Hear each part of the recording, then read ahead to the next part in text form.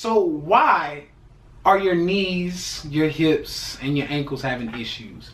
Where in our society, we do a lot of what I'm doing now. This is the reason why I am sitting, okay? To make an example out of the case that I'm giving you now. We sit a lot in our society, and sitting by far is one of the most detrimental things to our bodies. We are not meant to sit for long periods of time. There are even cases out that show sitting for extended periods can be worse than smoking cigarettes. So this is horrible, first of all, but we actually sit. It's just a part of our society. We have to sit in cubicles. We have to sit at work. Some of us are bus drivers. Some of us are Uber and Lyft drivers. Some of us drive long distances between work and home, between, picking up kids and rush hour traffic. Some of us just have to sit most of the day. And then when we get home, we're tired, we've worked all day, we just want to relax and watch some television and maybe eat.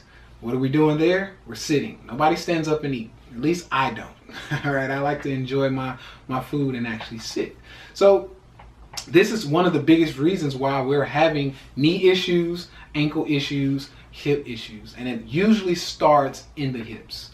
If the hips are tight, which most of our hips are, because sitting in a box or sitting in this kind of like frame, almost like a frame, sitting in this frame, in this box, is what causes our hips to tighten up. And when they tighten, we get a pull on the IT bands, okay, the iliotibial bands. When we get a pull on these bands, they cause the knees to shift, okay?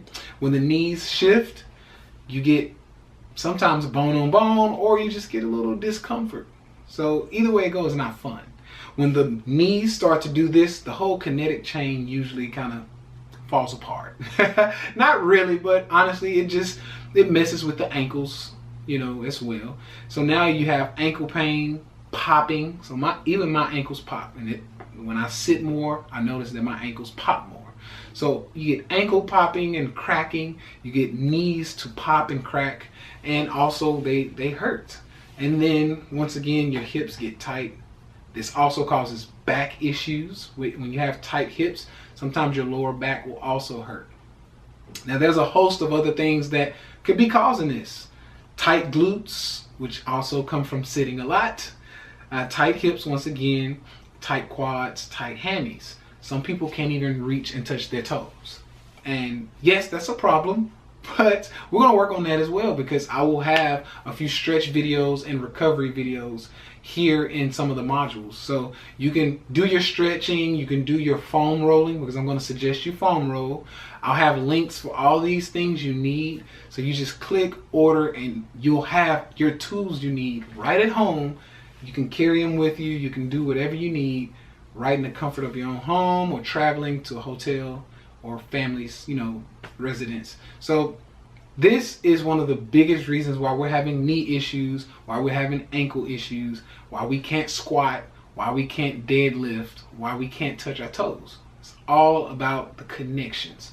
So if you are trying to squat, if you're trying to work out and you have joint pains, one can be the fact that you did have an injury. There's an injury somewhere there. And I totally get that. I don't want to, write that off.